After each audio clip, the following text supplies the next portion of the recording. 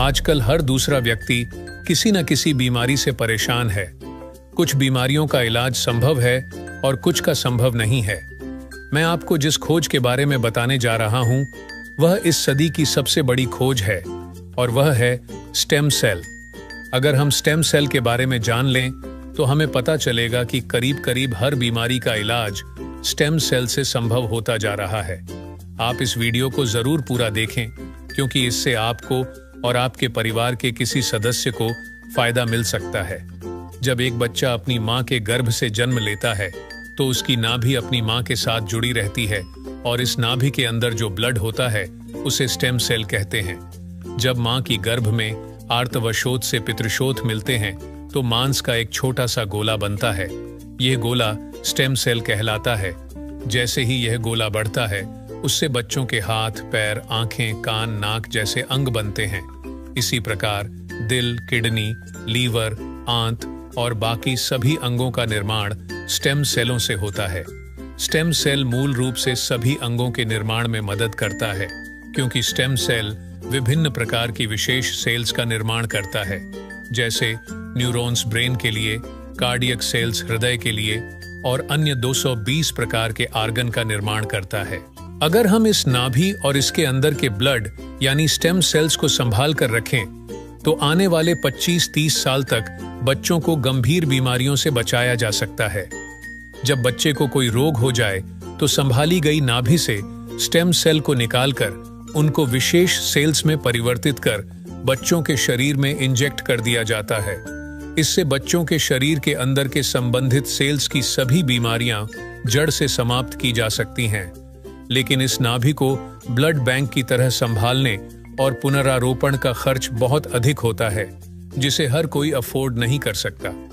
सभी अंगों के स्टेम सेल अलग अलग होते हैं, लेकिन मूल रूप से स्टेम सेल सभी अंगों का निर्माण करने में सहायक होते हैं। उदाहरण के तौर पर मान लीजिए कि हृदय के कुछ सेल्स नष्ट हो गए हैं, कुछ कमजोर हो गए हैं और कुछ अच्छे हैं, लेकिन अपने सही स्थान पर स्थानांतरित नहीं हो पा रहे हैं। इस स्थिति में हृदय का उपचार स्टेम सेल से किया जा सकता है।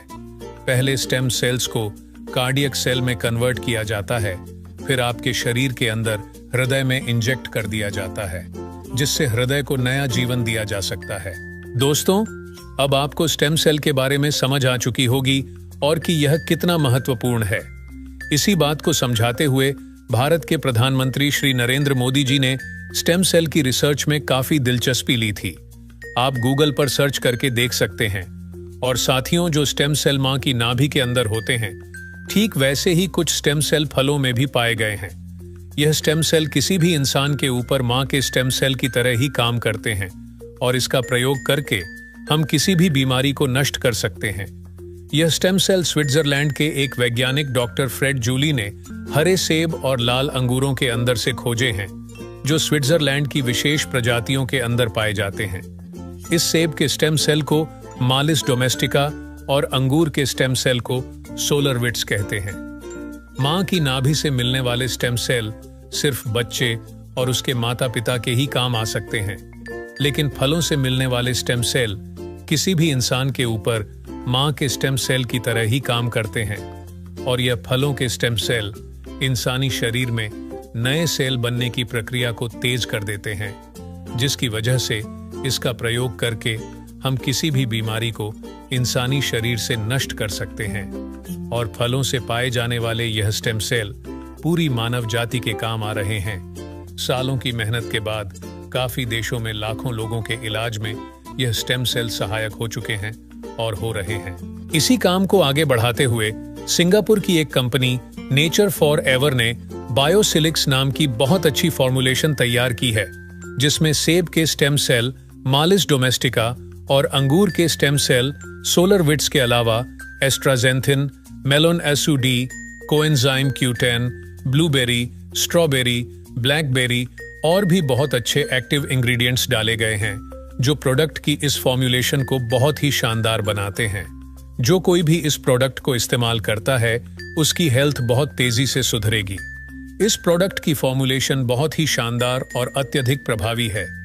खुद को और अपने परिवार को क्रोनिक बीमारियों से बचाने के लिए बायोसिलिक्स का इस्तेमाल जरूर करें और इस जानकारी को अपने सभी दोस्तों और रिश्तेदारों से जरूर साझा करें।